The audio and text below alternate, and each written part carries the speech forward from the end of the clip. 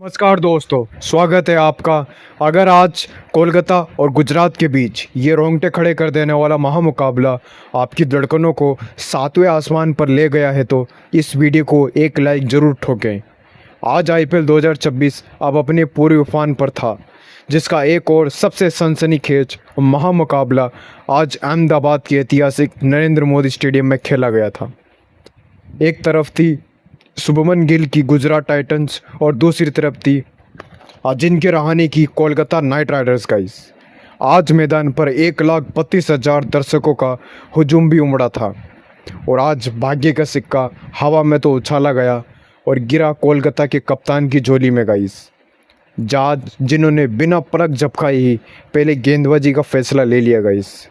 अब गुजरात की तरफ से रनों की मूसलाधार बारिश करने के इरादे से दो दिग्गज ओपनर गाइस और मैदान ए जंग में उतरे बी साई सुदर्शन और कप्तान शुभमन गिल गाइस।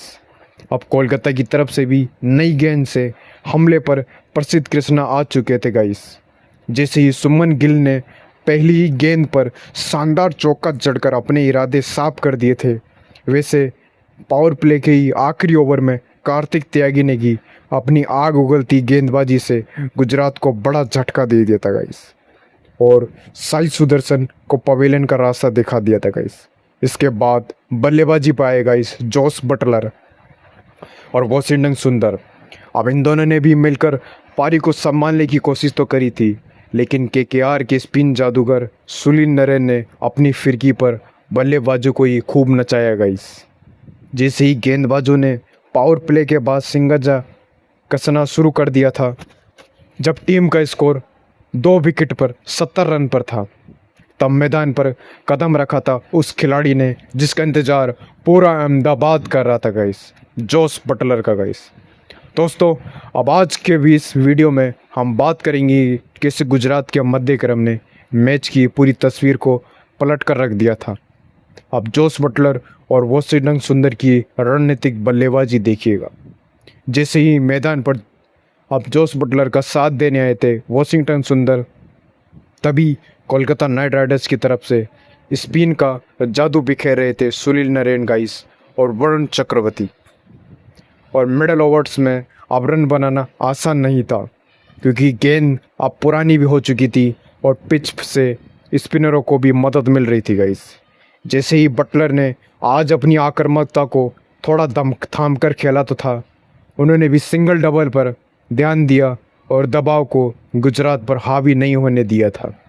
वहीं दूसरी तरफ वॉशिंगटन सुंदर ने भी सुनील नरेन के खिलाफ एक शानदार सीधा छक्का जड़ा दिया, जिसने आज ड्रेसिंग रूम में बैठे शुभमन गिल के चेहरे पर मुस्कान ला दी थी गाइस। अब इन दोनों के बीच हुई 45 रनों की इस साझेदारी ने गुजरात को एक सम्मानजनक स्कोर की ओर अग्रसर किया गाइस। लेकिन असली ड्रामा तो अभी बाकी था, जब वरुण चक्रवर्ती ने वॉशिंगटन सुंदर को अपनी फिरकी में फंसा लिया था गाइस। अब ग्लेन फिलिप्स और राहुल तेवते की तूफान भी आने वाला था, क्योंकि अब मैदान पर उतरे थे कीवी बल्लेबाज गाइस ग्लेन फिलिप्स। अब फिलिप्स के आते ही मैच की रफ्तार बदल चुकी थी। उन्होंने कैमरन ग्रीन के एक ही ओवर में 2 बैक टू बैक छक्के जड़कर केकेआर के खेमे में खलबली मचा दी थी। अब ग्लेन फिलिप्स की बल्लेबाजी में जो पावर थी वो आज साफ दिख रही थी। उनका साथ देने आए थे आईपीएल के सबसे पुराने फिनिशर राहुल तेवतिया गाइस। अब तेवतिया ने आते ही अपने ट्रेडमार्क स्ट्रिप शॉट का इस्तेमाल कर डाला था। तो दोस्तों, मिडल ऑर्डर की इस बल्लेबाजी ने केकेआर के कप्तान श्रेयस अय्यर की सारी रणनीतियों को मिट्टी में मिला दिया था। अब अनुकूल रॉय और कार्तिक तैदी जैसे गेंदबाजों के खिलाफ इन दोनों ने जिस निडरता से शॉट खेलना शुरू कर दिया था, उसने गुजरात के स्कोर को भी 150 के पार पहुंचा दिया था। अब राशिद खान की जादुई बल्लेबाजी और अंत का समय हो चुका था। जब ग्लेन फिलिप्स आउट हुए तो लगा कि शायद रन गति धीमी हो जाएगी, लेकिन तभी मैदान पर एंट्री हुई थी राशिद खान की। अब राशिद खान आप सिर्फ दुनिया के नंबर 1 स्पिनर नहीं रहे थे, बल्कि एक खतरनाक बल्लेबाज भी बन चुके थे गाइस। अब जैसे ही उन्होंने पारी के और इनिंग्स के लास्ट ओवर 19वें ओवर में प्रसिद्ध कृष्णा की गेंदों पर जिस तरह से अपना हेलीकॉप्टर शॉट का मुजाहरा किया था, जैसे ही स्टेडियम को झूमने पर भी मजबूर कर दिया था गाइस। लाखों फैंस आज उनके झूम को और शॉट को आराम से झूम उड़ रहे थे। तभी आज राशिद ने मात्र 12 बॉलों में 30 रनों की नाबाद पारी खेल डाली थी गाइस। अब गुजरात का मिडिल ऑर्डर जो एक समय पर संघर्ष कर रहा था, उसने आखिरी 5 ओवरों में 75 रन कूट डाले थे गाइस। इस मिडिल ऑर्डर की बदौलत से आज गुजरात ने कोलकाता नाइट राइडर्स के सामने गाइस एक ऐसा लक्ष्य रखा जिसे पार करना अब लगभग सा असंभव सा लग रहा था, क्योंकि वो लक्ष्य पहाड़ जैसा लक्ष्य था। तो गाइस अब इसी के साथ ही कोलकाता की गेंदबाज अनुकूल रॉय और कैमरन ग्रीन ने बीच के ओवरों में रनों की गति को रोकने की पूरी कोशिश तो करी थी, लेकिन राहुल तेवतिया ने भी अंतिम ओवरों में अपनी खूंखार बल्लेबाजी के दम पर स्कोरबोर्ड को ही 190 के पार पहुंचा दिया था गाइस। ऐसे ही गुजरात ने निर्धारित 20 ओवरों में 192 रनों का विशाल और पहाड़ जैसा लक्ष्य कोलकाता के सामने तो रखा था। तो गाइस अब कोलकाता की तरफ से दूसरी पारी की शुरुआत भी हो चुकी थी। जैसे ही 9:45 का समय हुआ, पारी की शुरुआत करने उतरे थे विस्फोटक बैट्समैन न्यूजीलैंड के फिन एलन, और उनके साथ थे मिस्ट्री मैन सुनील नरेन। अब गुजरात की तरफ से ही पहला ओवर लेकर आए थे अनुभवी बॉलर मोहम्मद सिराज गाइज। अब सिराज की पहली गेंद पर यहाँ पर फिल एलन ने अपने इरादे साफ कर दिए थे गाइस, और कवर के ऊपर से एक गगनचुंबी छक्का जड़ दिया था गाइस। अब सिराज के उस ओवर में 18 रन तो आए थे, लेकिन दूसरे छोर से कागिसो रबाडा ने रफ्तार से डराने की कोशिश तो की थी, लेकिन सुनील नरेन आज अलग ही मूड में थे और सुनील नरेन ने रबाडा की शॉर्ट बॉलों पर पुल करके आसानी से बाउंड्री के बाहर भेज दिया था गाइस। अब पावर प्ले के 6 ओवरों में कोलकाता ने बिना किसी नुकसान के 72 रन ठोक डाले थे गाइस।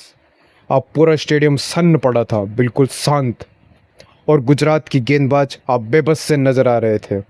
अब मिडल ओवर्स का ड्रामा भी शुरू हो चुका था गाइस, और बोरिंग टाइम भी। तभी राशिद खान की फिरकी और विकेटों का पतन भी शुरू हो चुका था। तभी मानो ऐसा लग रहा था कि केकेआर इस मैच को 15 ओवर में ही ख़त्म कर देगा। लेकिन गाइस तभी शुभमन गिल ने गेंद थमाई थी अपने सबसे बड़े जादूगर बॉलर को, राशिद खान को गाइस। अब राशिद ने आते ही अपनी पहली गेंद पर सुनील नरेन को क्लीन बोल्ड कर डाला था गाइस, और यहाँ पर सुनील नरेन का भी खेल ख़त्म हो चुका था गाइस। अब इसके बाद बैटिंग के लिए आए थे गाइस खुद कप्तान अजिंक्य रहाणे गाइस। अब रहाणे ने भी कुछ कलात्मक चौके तो ज़रूर लगाने स्टार्ट हो चुके थे, लेकिन वो भी आज राशिद खान की गुगली को समझना उनके लिए नामुमकिन सा हो रहा था गाइस। अब जैसे ही रहाणे भी 20 रन बनाकर एलबीडब्ल्यू आउट हो गए थे, तभी मैदान पर दो अलग अलग पीढ़ियों के बल्लेबाज खेल रहे थे। एक तरफ गाइस अनुभवी बैट्समैन अजिंक्य रहाणे पुरानी एक्सपीरियंस के साथ, और दूसरी तरफ युवा सनसनी बैट्समैन गाइस अंकुश रघुवंशी। अब गुजरात के कप्तान शुभमन गिल ने यहाँ वॉशिंगटन सुंदर और नूर अहमद को आक्रमण तो लगाया तो था, लेकिन रहाणे ने यहाँ बहुत ही समझदारी दिखाई दी गाइस, क्योंकि आज उन्होंने जोखिम लेने के बजाय गाइस सिंगल डबल पर ज़्यादा ध्यान दिया था गाइस। जबकि अंकुश रघुवंशी ने अपनी आक्रामकता का परिचय देते हुए गाइस सुंदर के एक ही ओवर में 2 शानदार बैकवर्ड पॉइंट की तरफ से चौके जड़ दिए थे गाइस, और बहुत ही अच्छे से बाउंड्रीज लगा रहे थे गाइस। अब इन दोनों बैट्समैनों ने आखिरकार मिलकर 12वें ओवर तक गाइस स्कोर को 115 रनों तक पहुंचा दिया था गाइस, और रन रेट को भी मेंटेन रख के 9 रन रेट और 10 रन रेट के हिसाब से चल रहा था गाइस केकेआर का। तभी यहाँ पर कप्तान रहाणे का अनुभव तो यहाँ आज के मैच में काम तो आ रहा था, वो भी रघुवंशी को लगातार गाइड कर रहे थे गाइस। लेकिन गाइस ये खेल अब ऐसे ही आगे नहीं बढ़ सकता गाइस, क्योंकि बॉलिंग करा रहे थे गाइस राशिद खान, अब राशिद खान की गुगली को कैसे पढ़ना है ये हर किसी की बख्श की बात नहीं है गाइस। अब कैमरन ग्रीन का भी फेलियर और बढ़ता दबाव भी बढ़ता जा रहा था गाइस। लेकिन दोस्तों जैसे ही लगा कि केकेआर मैच पर अपनी पकड़ बना रही है तभी कागिसो रबाडा ने अपना दूसरा स्पेल शुरू कर दिया था गाइस। और रबाडा की एक तेज बाउंसर पर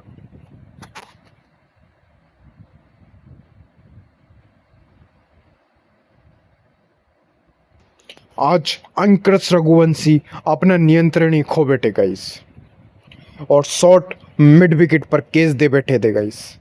अब बल्लेबाजी के लिए आए थे गाइस करोड़ों की बोली लगने वाले बैट्समैन गाइस और नंबर 1 पर प्राइस पुल के साथ रहने वाले गाइस आप तो जानते ही होंगे गाइस ऑस्ट्रेलिया के थे guys player Cameron Green guys.